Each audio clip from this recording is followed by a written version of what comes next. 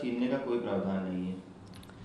Bharatiya Janata party की सरकार जनता के मुख्य मुद्दों से जनता का ध्यान बांटना चाहती है।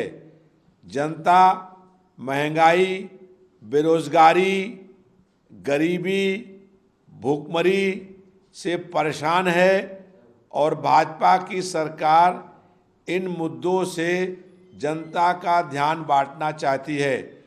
भाजपा की सरकार जब जाने वाली है, इस सरकार की उल्टी गिनती शुरू हो गई है, तब ये नया कानून लेकर के आ रहे हैं। भाजपा की सरकार 10 सालों में कोई विकास का काम नहीं कर पाई है। जनता से जो वादे किए थे, किसी वादे को पूरा करने का काम नहीं किया है और अब जनता को भटकाने के लिए, जनता को गुमराह करने के लिए नए नए कानून बना करके वोट लेने का प्रयास कर रहे हैं। से बचें, अगर वे ऐसा करते हैं तो उनका आत्म लक्ष्य है, यह एक अंतर्राष्ट्रीय सीमा है और इसलिए जिम्मेदारी बनती है कि बीएसएफ और केंद्रीय एजेंसियां जो केंद्रीय गृह मंत्रालय के तहत काम करती हैं और अमित शाह केंद्रीय गृह मंत्री हैं, अगर घुसपैठ हो रही है तो यह उनकी विफलता है। निश्चित रूप से अगर कहीं भी घुसपैठ हो रही है और अगर भारत सरकार के केंद्रीय गृह मंत्री कह रहे हैं कि घुसपैठ को रोकने के लिए किया गया है, तो इसका मतलब उन्होंने ये स्वीकार कर लिया है कि घुसपैठ हो रही है।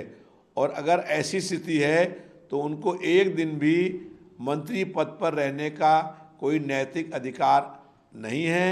और जब भाजपा की सरकार अब जाने वाली है, चुनाव शुरू होने वाला है, ऐसे वक्त के ऊपर अंतिम समय पर कोई कानून लागू करना उचित नहीं है। और इस कानून का पूरे देश से पहले भी बड़ा विरोध हुआ था। अब भाजपा की सरकार की उल्टी गिनती शुरू हो चुकी है। हर चुनाव से पहले भाजपा की सरकार ये बात कहती है कि 1 नेशन 1 इलेक्शन, फिर किसने रोका है? लेकिन ये चुनाव जो है लोकसभा के हो रहे हैं और इसके साथ विधानसभाओं के चुनाव भी करा दें, किसने रोका है? लेकिन भारतीय जनता पार्टी की सरकार मुख्य जनता के मुद्दों से जनता को भटकाने का काम कर रही है।